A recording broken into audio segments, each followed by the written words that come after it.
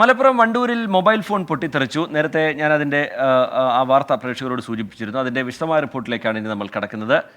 Service സെന്ററിൽ battery മാറ്റുന്നതിനിടയിലാണ് അതിഥി phone പൊട്ടിത്തെറിച്ചത്. സമീർ ബിൻ കരീം മലപ്പുറത്ത് നിന്ന് വിവരങ്ങളുമായി ചേരുന്നുണ്ട്. സമീർ, വിവരങ്ങൾ എന്താണ് സമീർ? ശ്രീജിത്ത്, ഇന്ന് ഉച്ചയ്ക്ക് ശേഷം 3 മണിക്കാണ് ഈ ഒരു സംഭവം ഉണ്ടാകുന്നത്. വണ്ടൂരിലെ ഒരു സ്വകാര്യ മൊബൈൽ ഷോപ്പിലേക്ക് മൊബൈൽ ഫോൺ സർവീസ് ചെയ്തതിനു വേണ്ടിയാണ് ഇതര സംസ്ഥാന തൊഴിലാളി മൊബൈൽ ഫോണുമായി എത്തിയത്. അങ്ങനെ ഈ തൊഴിലാളിയിൽ നിന്നും മൊബൈൽ ഫോൺ വാങ്ങി ഒരു യന്ത്രത്തിന് മുകളിൽ മൊബൈൽ ഫോൺ വെച്ചിരുന്നു. പക്ഷെ യന്ത്രം ഓഫായിരുന്നു. വളരെ പെട്ടെന്ന് തന്നെ മൊബൈൽ ഫോണിന്റെ ബാറ്ററി വണ്ണം കൂടി വരികയും അപ്രതീക്ഷിതമായി പൊട്ടിത്തെറിച്ച് തീ കത്തുകയായിരുന്നു എന്നുള്ളതാണ് ഈ മൊബൈൽ ഷോപ്പ് ജീവനക്കാരൻ നമ്മോട് വ്യക്തമാക്കിയിരിക്കുന്നത് എന്നുള്ള പ്രധാനപ്പെട്ടതായിട്ടുള്ള ഒരു കാര്യം. ഉടൻ തന്നെ തീ അണച്ചത് കാരണം, അല്ലെങ്കിൽ കയ്യിൽ ആരുടെ കയ്യിലോ മൊബൈൽ ഫോൺ അല്ലാത്തിരുന്നാലും വലിയൊരു അപകടം ഒഴിവായി എന്നുള്ളതാണ് പ്രധാനപ്പെട്ട കാര്യം. ഈ പോക്കോ കമ്പനിയുടെ X3 എന്ന മോഡൽ മൊബൈൽ ഫോണാണ് ഇത്തരത്തിൽ പൊട്ടിത്തെറിച്ചിരിക്കുന്നത്. ശ്രീജിത്ത്.